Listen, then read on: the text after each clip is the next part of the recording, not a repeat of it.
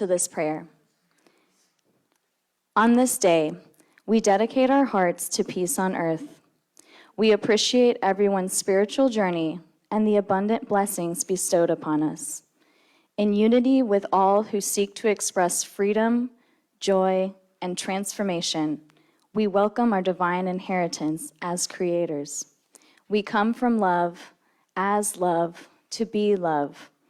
In harmony with this truth, we live to the best of our ability with a peaceful mind, a peaceful heart, and a peaceful spirit. And so it is. Amen. Are trained to hold sacred space and pray with you one-on-one. If there is anything in your heart to be held in prayer, whether it's positive, negative, neutral, big, small, whatever it may be, please, we invite you to see a chaplain following today's service at the front of the sanctuary.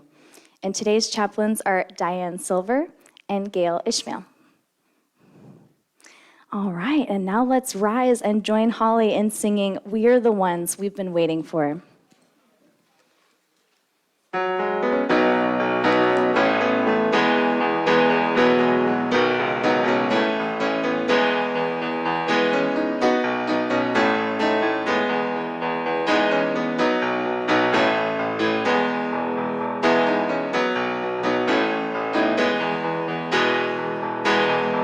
We are the ones that we've been waiting for. We are the ones who will make a difference. We are the ones who will change the world. We are the ones, we are. We are the ones, we are. No one else gonna make the changes. No savior gonna drop from the sky.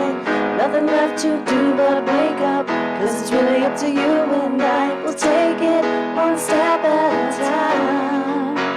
Stand together with your hand in mine. Then we will see the world that we've been dreaming about. We need it now, the time is now, there is no doubt. 'Cause we are the ones that we've been waiting for.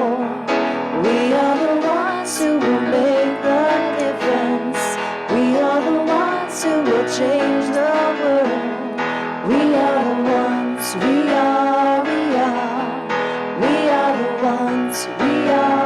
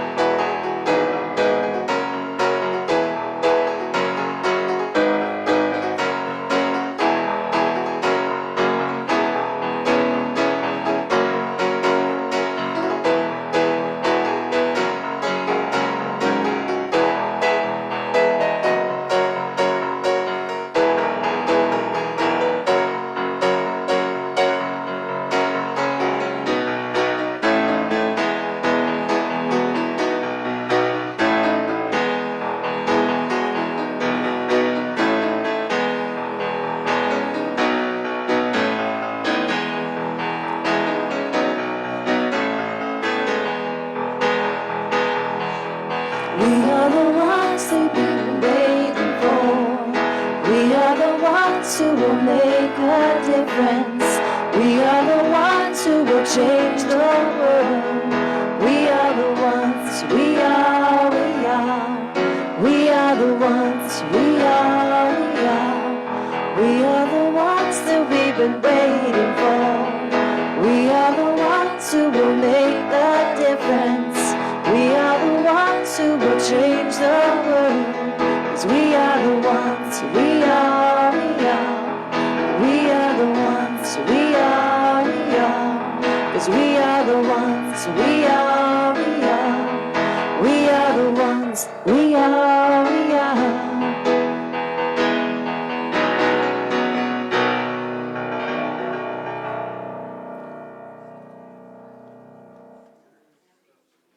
All right, wonderful.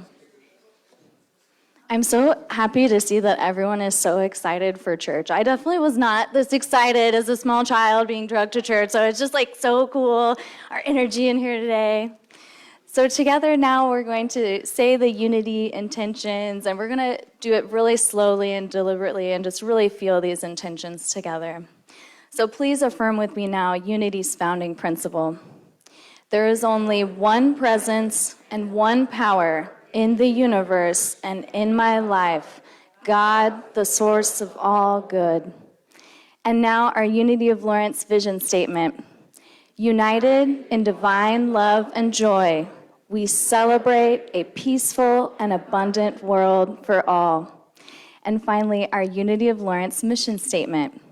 We are a thriving spiritual community, sharing love, building bridges, and inspiring transformation. Star Sister Revival performs and composes music in honor of the sacred moments of life. With original works, indie and world folk music genres, this trio features 3-part harmonies, guitar, hand drums, and ethereal soundscapes. Lana Marie Haas, Kimberly Storm, and Holly Taylor have gathered to co-create as Star Sister Revival. Like stars rekindling, Star Sister Revival gently reminds us of our access to the ancient wisdom within through song. Please welcome Star Sister Revival.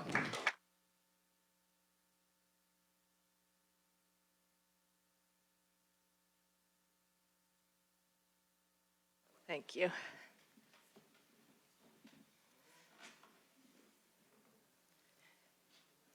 This is a Shruti box, if you're curious.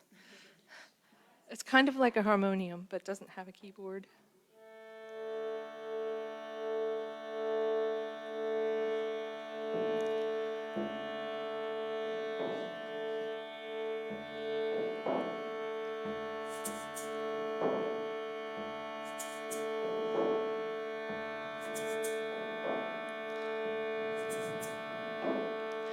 I am a woman of cycles and rhythm. I feel the earth beneath my feet and moonlight in my blood.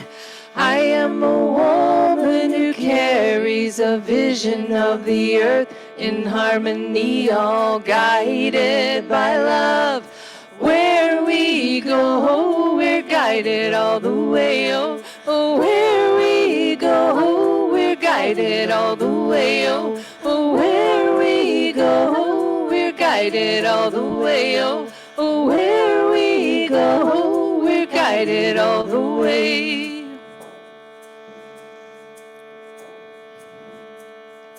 I am a daughter of the sun and the moon. I'm a reflection of the love that created me too. I am a warrior of dancing light. I am born of the waves, every shade of the night. Where we go, we're guided all the way. Oh, oh, where we go, we're guided all the way. Oh, oh, where we go, we're guided all the way. Oh, oh, where we go, we're guided all the way.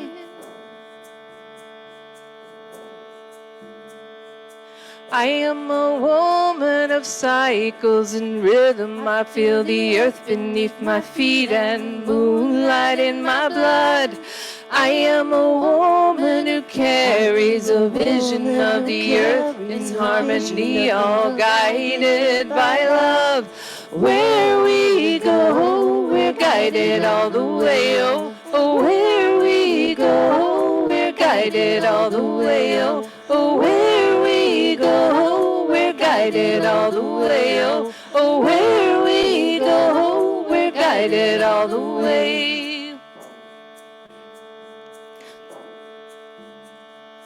I am a daughter of the sun and the moon. I'm a reflection of the love that created me too. I am a warrior of dancing light. I am born of the waves, every shade of the night. Where we go, we're guided all the way, oh, oh, where we go, we're guided all the way, oh, oh, where we go, we're guided all the way, oh, oh, where we go, we're guided all the way. We're guided all the way. We're guided all the way.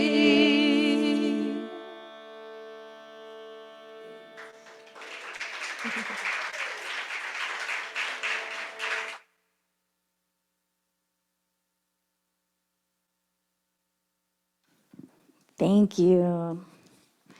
All right. So Phil Roger relocated to Lawrence from Mexico to be closer to his daughter and granddaughter. He enjoys creating visual art, especially mandalas, and if you haven't checked out his work, please look at the amazing installment in our foyer. Phil also enjoys playing guitar, writing poetry, doing Tai Chi, and watching the clouds move across the sky. Please welcome Phil.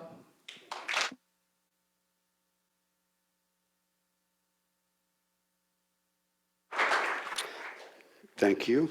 Oh, it's working. Good. Good morning.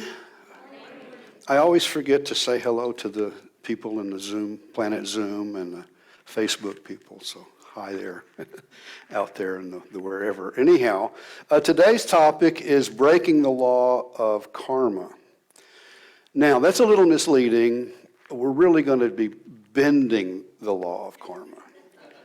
But it is possible to break it, and we'll get to that. So, a lot of misconceptions about the word karma. It's basically cause and effect. Now, it's interesting, you know, with the advent of quantum physics, Newtonian physics has been questioned. Cause and effect was one of the principles of Newtonian physics.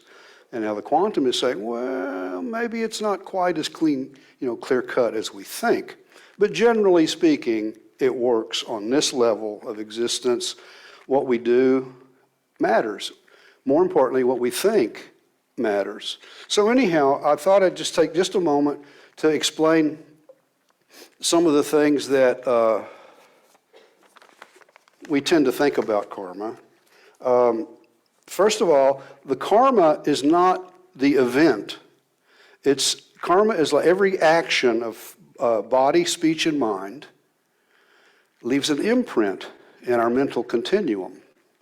And so when the conditions align with that imprint, a certain event occurs. That's the ripening of the karmic seed. And even in the scripture, there's a lot in a lot of different traditions. There's a lot of agricultural imagery, like what you sow is what you reap. We've heard that, and it's true. What we put out comes back to us.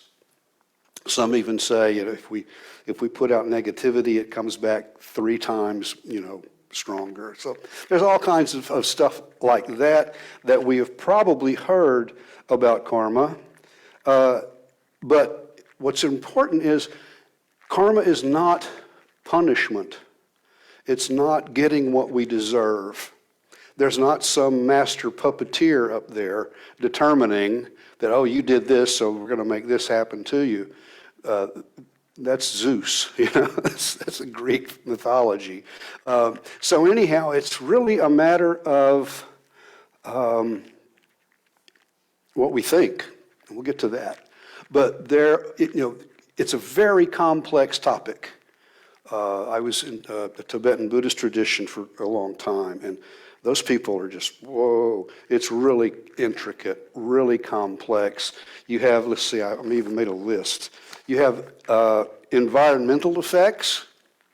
So if it's a really selfish, you might take rebirth in a desert, stuff like that. The things that happen to us are effects of our karma. We have tendencies similar to the cause. So that means that we can bring with us into a future life these imprints.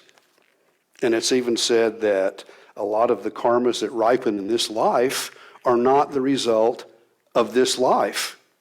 So we may have been really nice people from birth on, but we can still have karmas from previous life. So as far as I'm concerned, that's mythology. I don't know if that's true or not. I'm probably at 90% of it. It factors in like rebirth and reincarnation, which are not exactly the same, are factors. I don't know. I'm not coming undone. Then there's the whole idea of a soul contract, which is another concept that's really kind of mysterious and hard to understand and probably not really clear at 100%, but it seems to make sense. So all these things make sense, but there's no way to actually verify them. So therefore, I'm not going to talk about any of that anymore. Make up your own mind. If you want to do a lot of reading, you can. But it basically comes down to cause and effect. What we do has an effect. What we think has an effect. On down the list. So it's common for people to, even our DNA is a factor. Our DNA is basically the contribution of our parents' physical body. But then our spirit enters into that somewhere, and that's not pinned down exactly. So anyhow, karmas can be positive. Most of them are neutral, and some of them are negative. So it varies. Depends on what we're thinking. I'll get to that. That's the main point. Is that, if we have a thought, let's say we have a negative thought, and it kind of arrives, maybe we want to punch somebody out, and it comes and it goes, and we just let it go, that probably does not make a really strong karmic impression. If something happens and we're angry at someone and we really want to harm them, that's when the karma gets registered in that mental imprint. That's what's more likely to ripen. If we act on that thought, the karma is even more severe.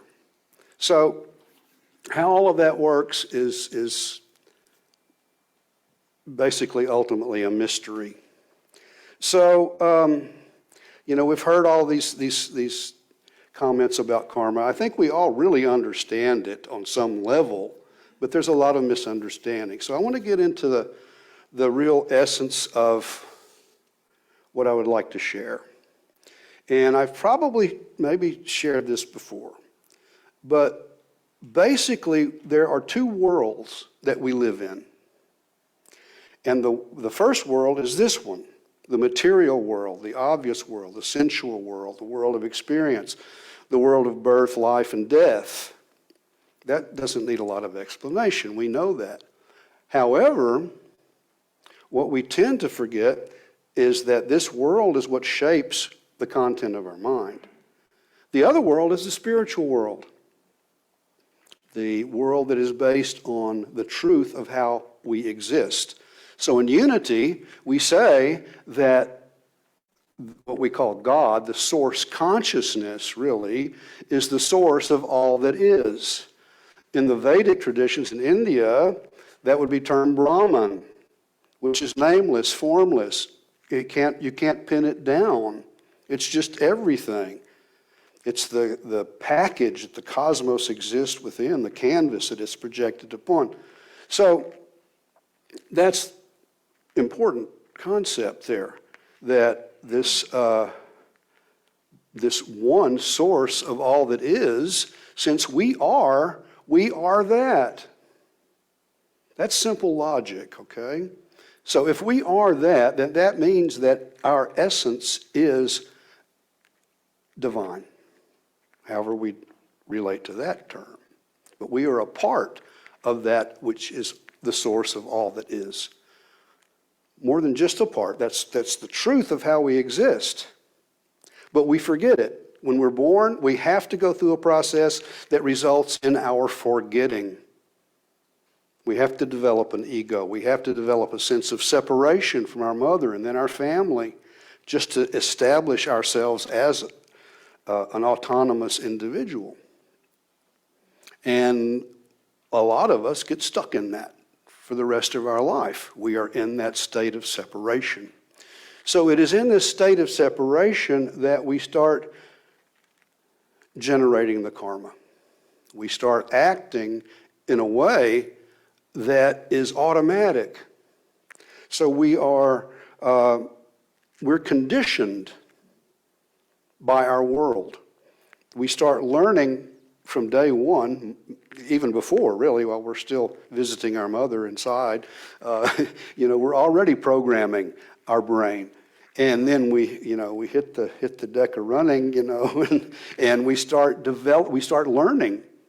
And most of that learning is essential. But a lot of it is distorted. Our beliefs, our prejudices, our misconceptions, all are learned. And we live in a time now where we're under this attack from these images that come from the media and so forth. We're getting these messages, be this, be that. If you're not this, then you're, you know what I'm talking about. I don't need to say any more about that.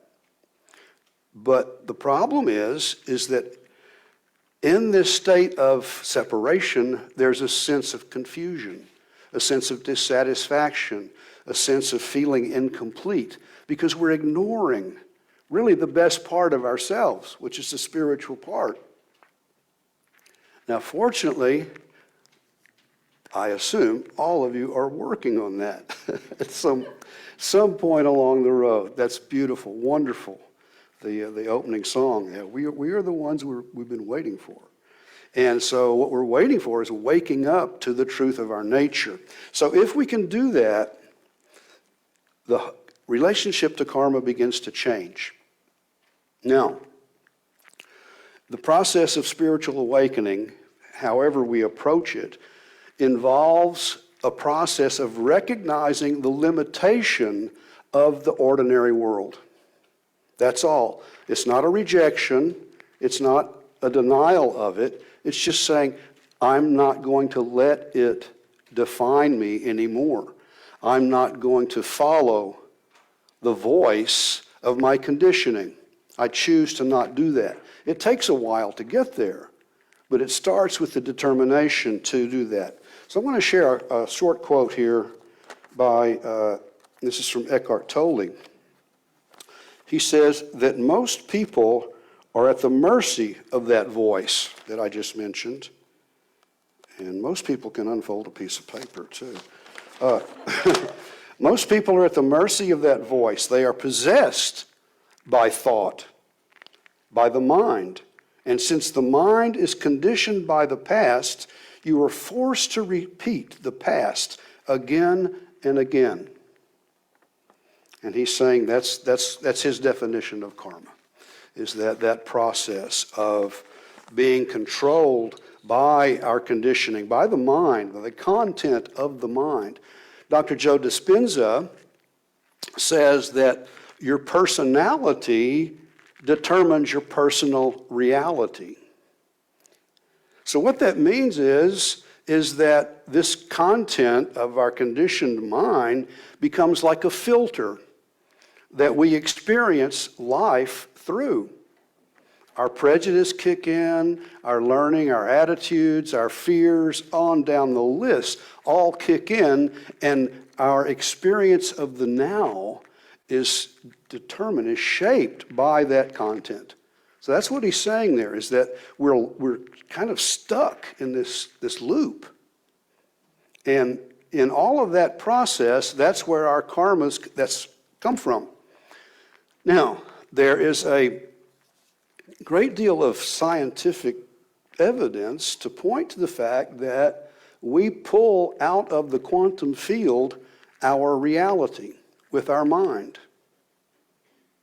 Now, I have a feeling everybody here is aware of the law of attraction, the idea of intention, that we can use the power of our mind to manifest our reality. So that's the essence of it. When we understand the limitation of the manifested world and we renounce it, meaning that we're just denying its authority to determine our truth. It's still there. It's like a resource. It's like the world becomes like the cosmic Google, you know, where you get information, you need it. It's a joyful place. It's a wonderful place. There's no denial of it. It's just understanding its limitation. Then we begin to cultivate this practice of being in the present moment,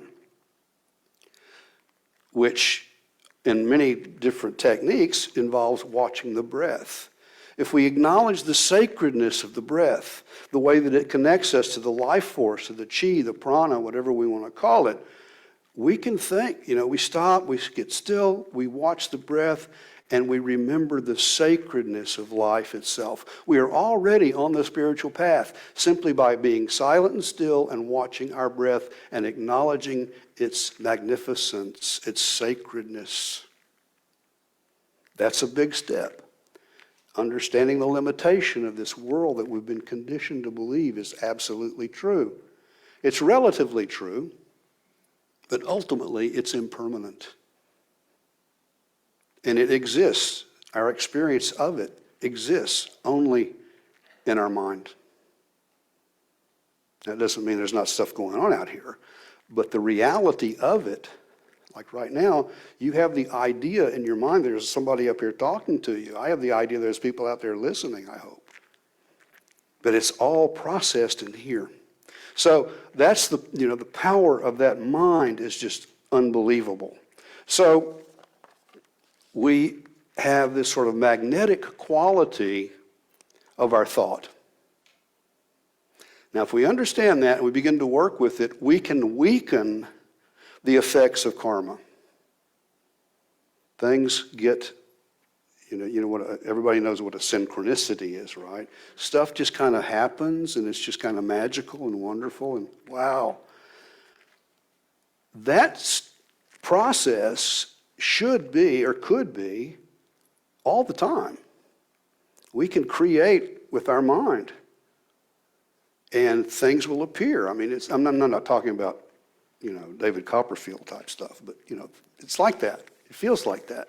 So anyhow, that's a possibility. But so what I wanted to do is spend the rest of my short time here is to be reminded that this process of understanding the limitation of the apparent world, aligning with the source of our being.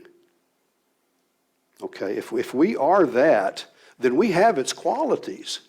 We have access to the mind of God. If we allow that, if we embrace it, if we accept it, it flows through us, and we enter into our third principle, co-creation. Now, co-creation means that God is, there was a book back in the day, I had to read it in 7th grade, I think, called God is Your Co-Pilot. Remember that one? And then somebody came along and said, no, God's not the co-pilot, God's the pilot. So, whatever. But the idea of co-creation is that our consciousness is connected to its source. We have access to infinite wisdom and knowledge. We have access to profound inner peace, unconditional, unimaginable love, great joy. All of those are just qualities that arise in the process of awakening to it. We don't have to make them happen. We just have to get out of the way and allow it to appear. It's already there. We're remembering our nature. We're not finding it, we're just remembering it. We're reconnecting with it.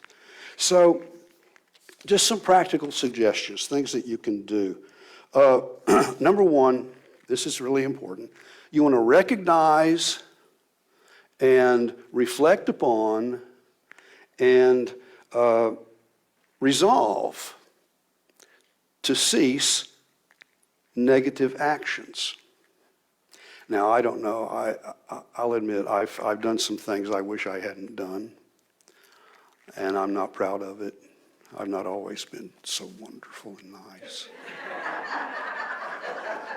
I had a cousin that I was an only child till I was 14, and he was 2 years older. He was my hero. He was the closest thing I had to a brother. And he was funny and athletic and blah, blah, blah. And he totally corrupted me. He spilled the beans on Santa Claus. He taught me a pretty adequate vocabulary of profanity, which I still treasure. And then one summer I went to visit, and he was a teenager by then, had a car, and got together with his buddies. I think there might have been a can of beer involved too, I don't remember. But they said, okay, we're going to go to the bowling alley and steal toilet paper. I said, oh okay. And then we went, and I was introduced to the fine art of wrapping houses. Do we have that in Kansas? Okay. Well, I thought it was the funniest thing I'd ever seen in my life, and I was probably about 14 at the time. No, I was driving us, probably a little older than that. Anyhow, so I go back up to I was from a town called Garland, a suburb of Dallas. I went back, got all my buddies to go say, hey, there's something we have to do. So I may very well have introduced the art form of wrapping houses to Dallas County. So, but another thing my cousin taught me was to lift weights.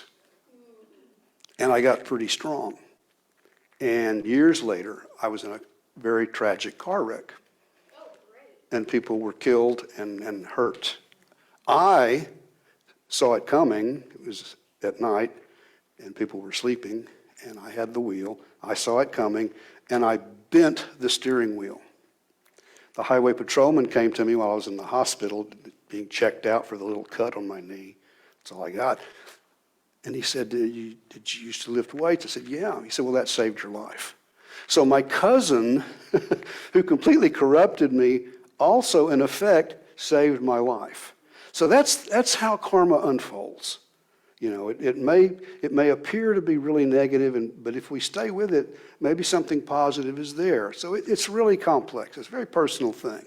So anyhow, this idea then of recognizing and just accepting, taking responsibility. I don't blame my cousin for anything I did under his influence.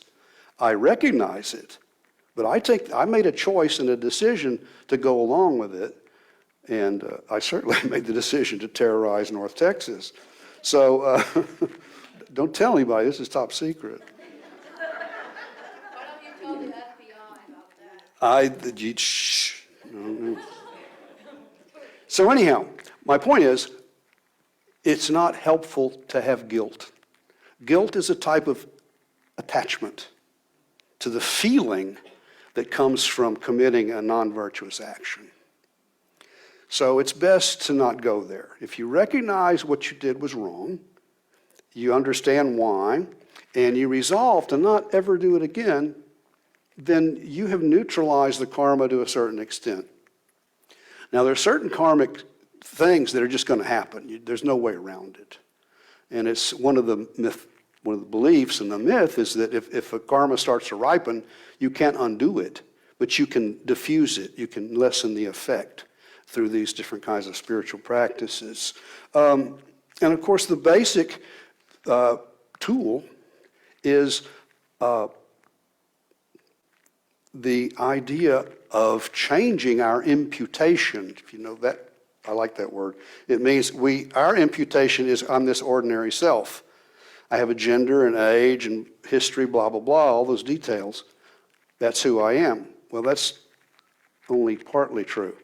I prefer to impute my essence, my nature, who I truly am, on my awakened state, my higher mind, my what the Vedas call the Atman, the true self, the divinity, the spark of divinity, the Christ nature, the Buddha nature, whatever you want to call it. Language really doesn't work at that level. I choose to make that imputation. When we make that imputation and we really start to feel it, number one, and believe it, number two, then karma is severely weakened. It just doesn't work the same way anymore because our thinking doesn't attract the difficulties in the same way. In other words, if you understand that we're not truly the ego self, there's nobody home to be a victim. You know, that's getting out there, so I'll stop. So, practicing virtue is really easy. It just means avoid murdering, lying, bearing false witness, sexual misconduct, a couple other little things like that. Just don't do that. And you're a virtuous person. But it also means to be unselfish. It means to be generous. It means to be loving. It means to be kind. So all of those things weaken the karmic effect.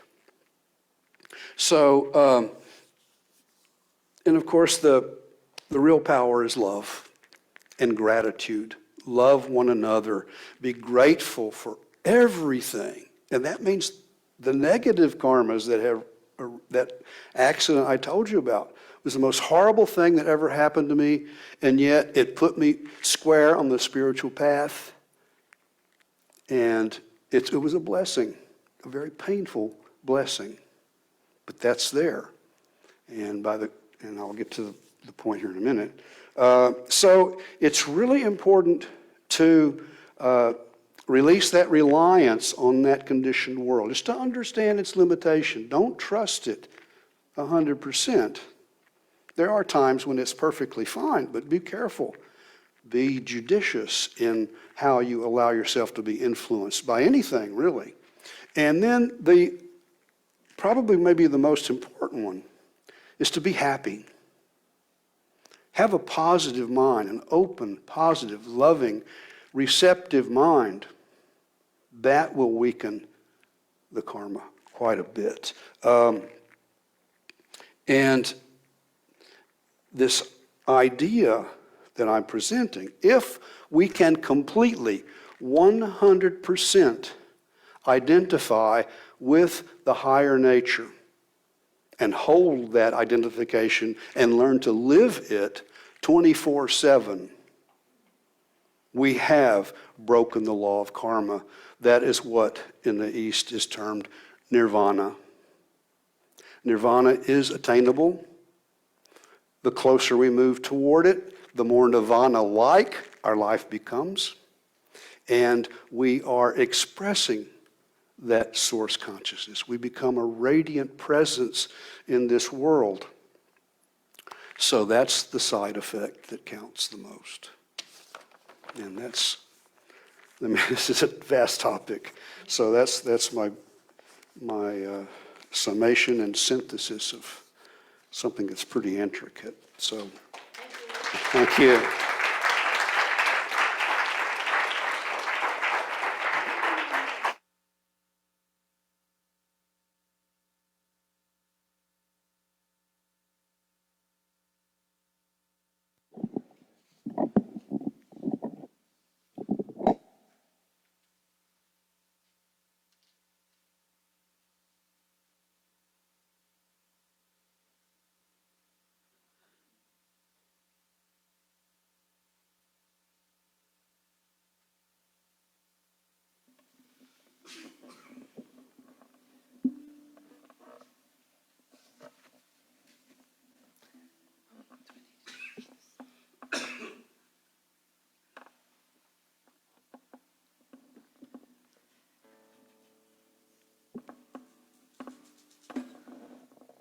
I think it's good for your brain to think about like how we always think everything's cause and effect, but maybe it's the other way around.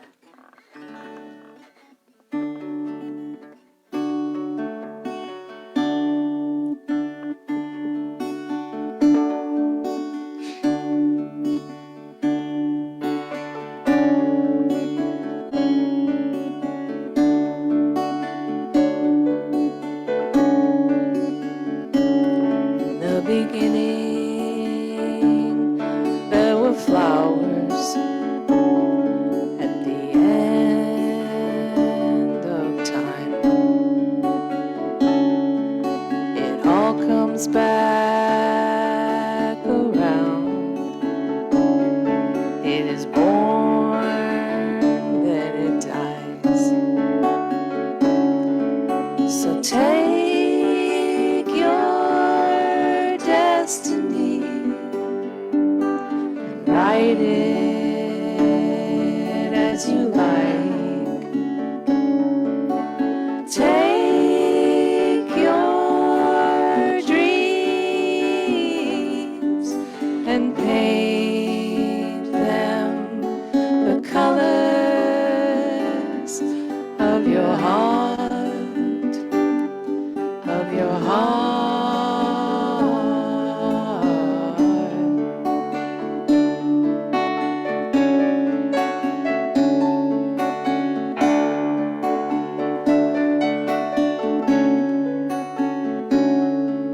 It starts with a thought to create it all. Choose well and wisely, therefore,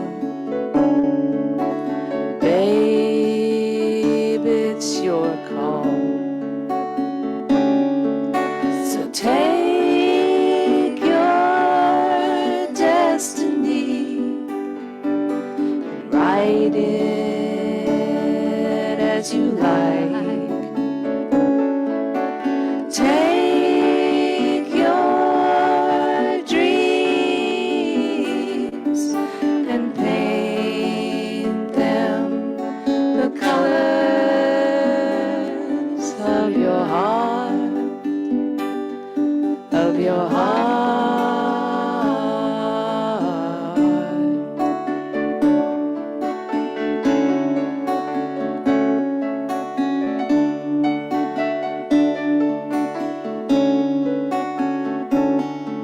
So take your destiny and write it as you like. Take your dreams and paint them the colors of your heart, of your heart.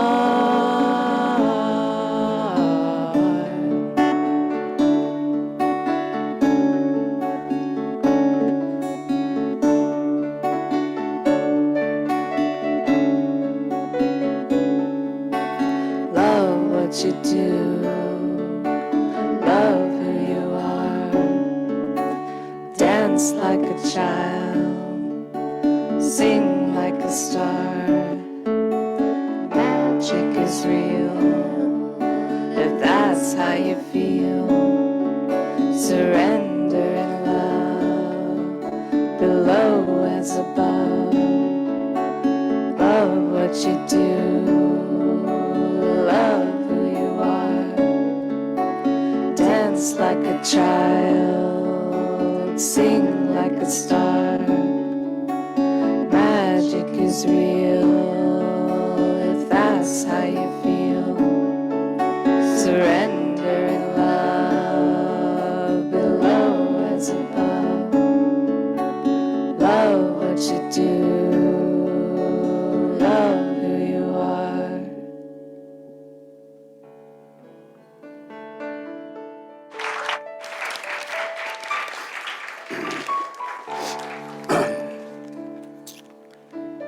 Thank you. All right, let's take a little time to relax into the present moment, acknowledge the sacredness of it, allow a sense of peace to arise. This peace resides in the center of our being. In this peace, we open and are receptive to the source of all that is, to our own higher nature, which is a reflection of that source.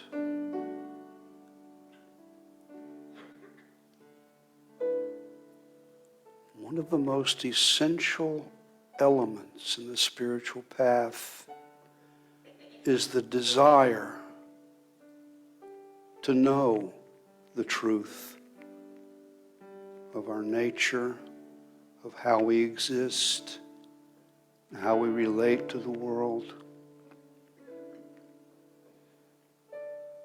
So in this silent stillness, take a moment to visit that desire. Is it there? How hot is your inner fire? To experience unity, oneness with all that is.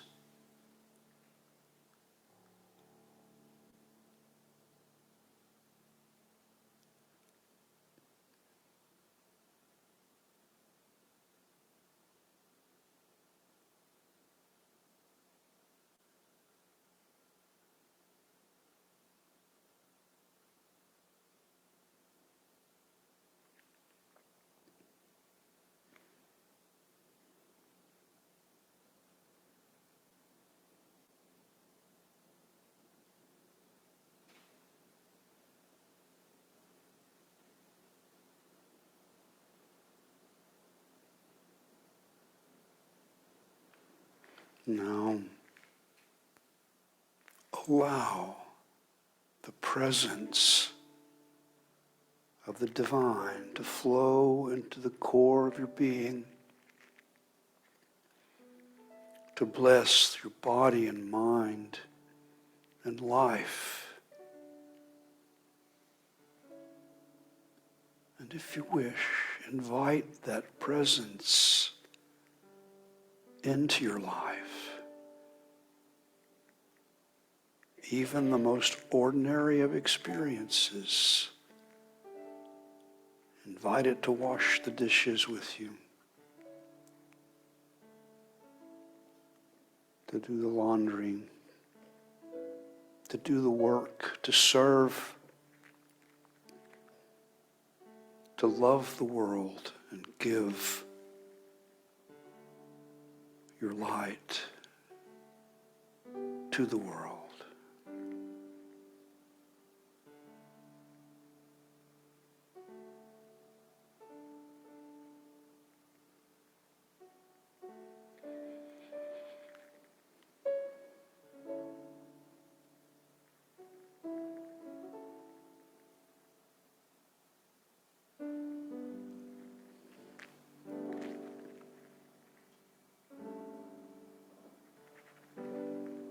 Now, it's always wise to conclude meditation with a strong sense of gratitude for life, love for life, to be joyful, happy, and at peace with yourself and the world.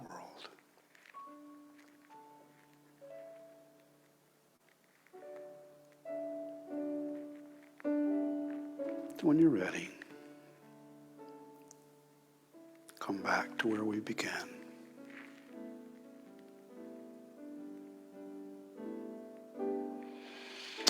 Thank you.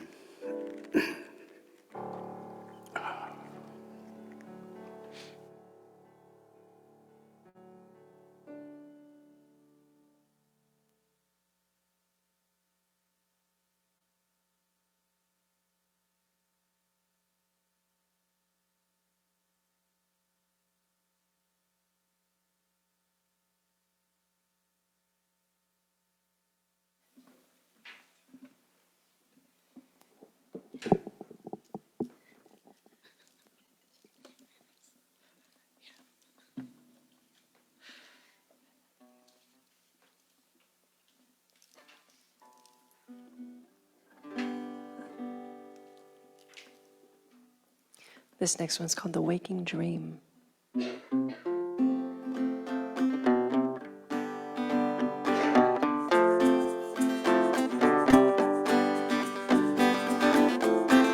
As in the church, cold in the sky, silently beckoning the waking dream, climbing the hidden paths, calm in the storm,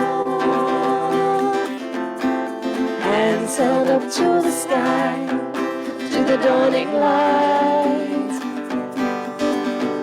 Let's rise, fly through the turning tides, finding Neverland, finally understand, circling around the globe, praying for rain, longing for yesterday, yet hope remains, sailing against all odds, keeping the course, venture to the unknown, and then you're home. This waking dream in my heart calls me forward through the stars, through the stars. Let's rise, fly through the turning tides, finding Wonderland, finally understand. This waking dream in my heart calls me forward through the stars, through the stars.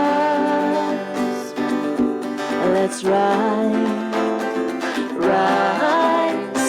fly through the turning tides, finding your promised land, finally understand.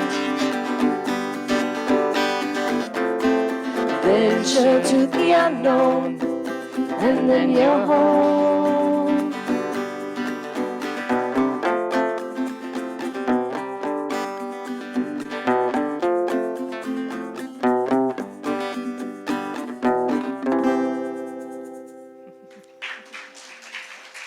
Thank you so much.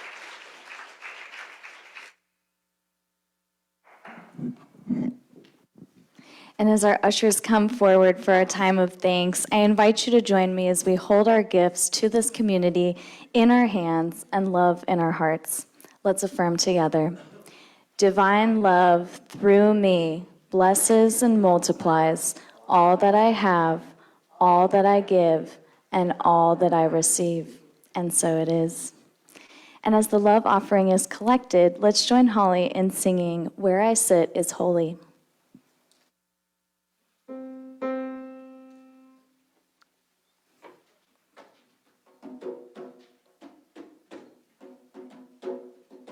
Where I sit is holy, holy is the ground.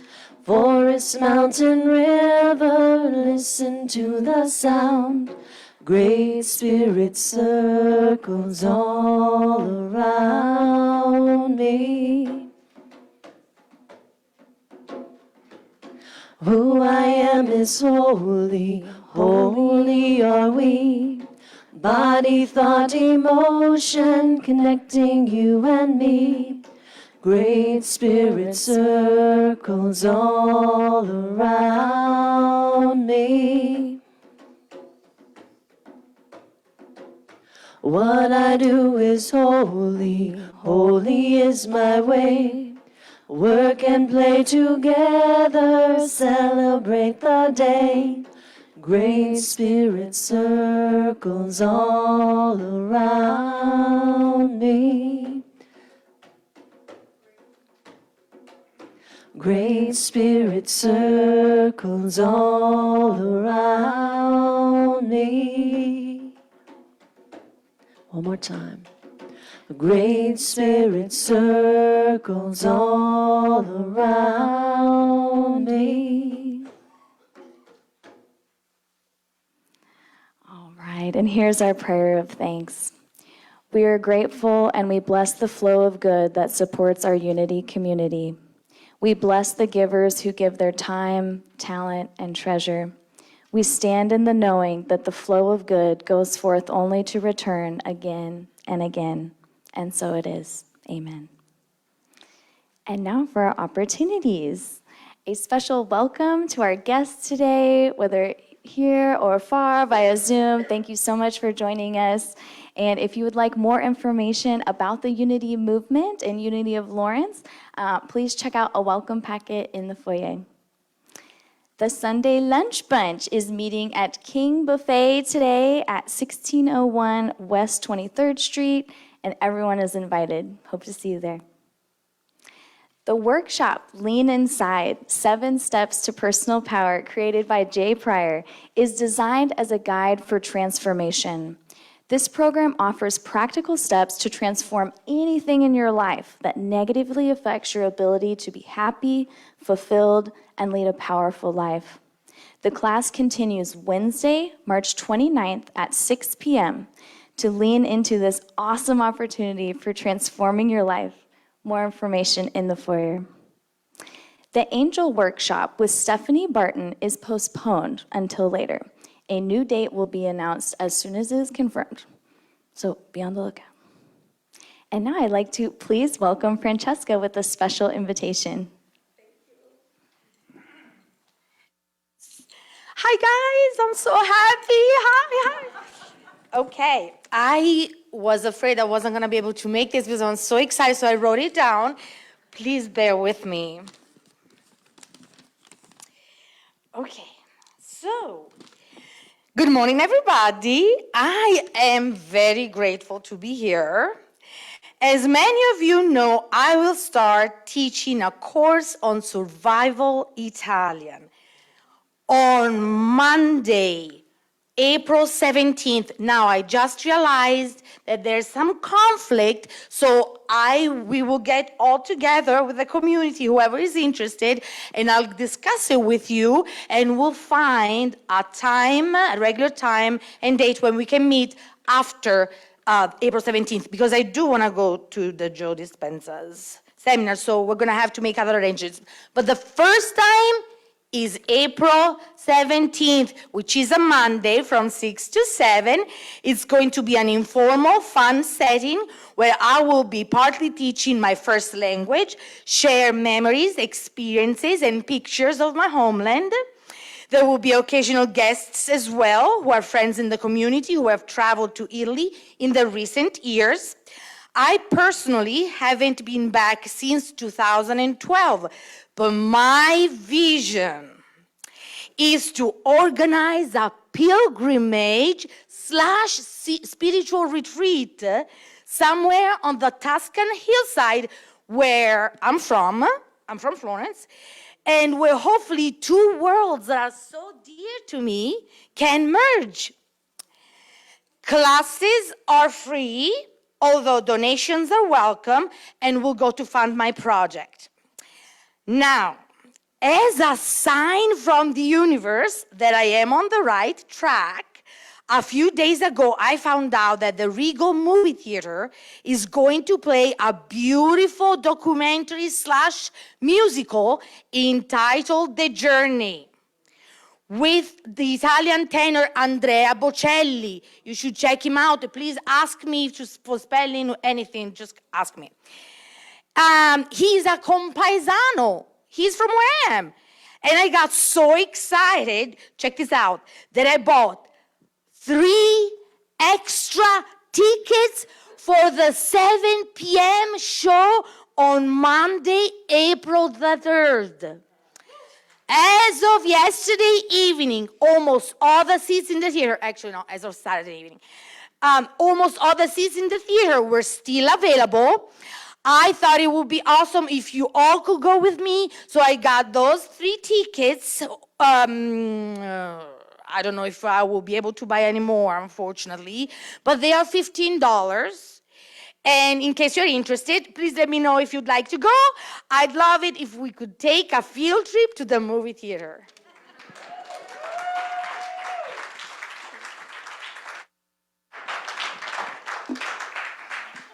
Thank you so much, Francesca, and I will definitely be there. I love Andrea. All right, let's please re-welcome Phil for another special announcement. Am I still wired? Yeah, okay. This is real quick.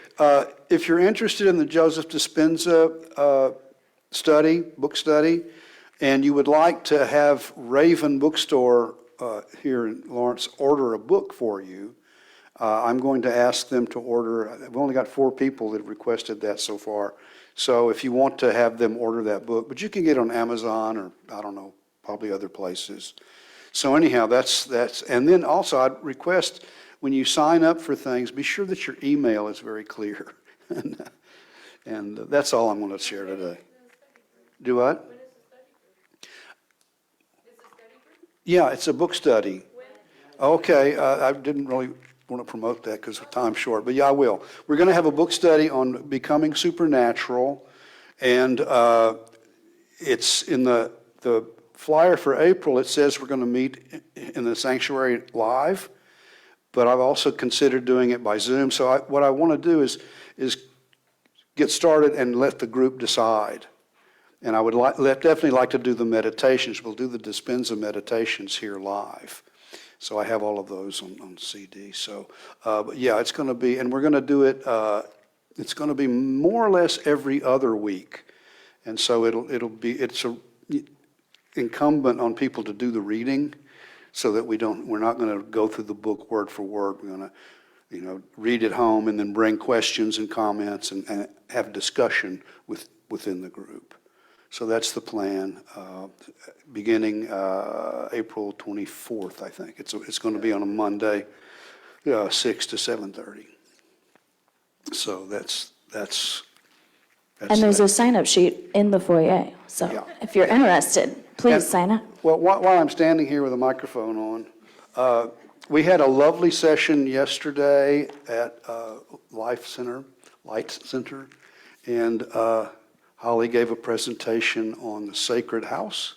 Lovely stuff, beautiful, beautiful experience. The catch is that only 4 people showed up. And that's okay. It was lovely. And Holly needed to kind of try it out anyway. So it's okay. No, I'm not complaining.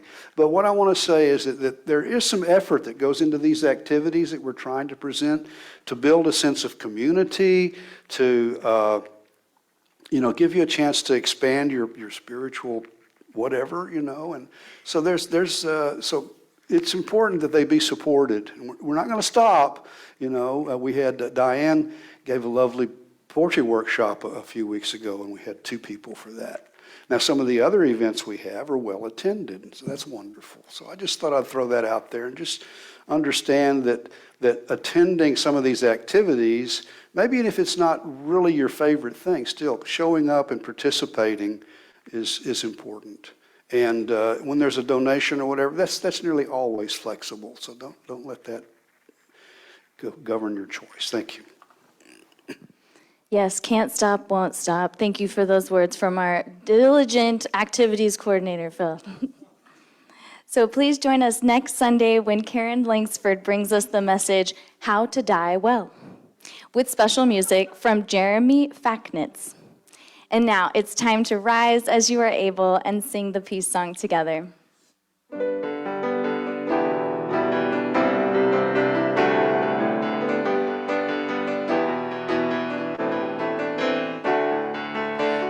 Let there be peace on earth, and let it begin with me. Let there be peace on earth, a peace that was meant to be.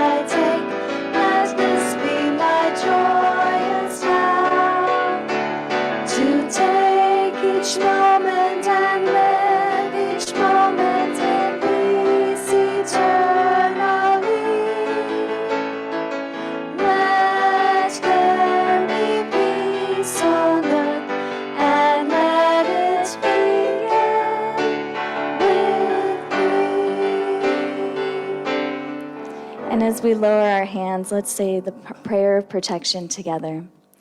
The light of God surrounds us. The love of God enfolds us. The power of God protects us. The presence of God watches over us. Wherever we are, God is, and all is well.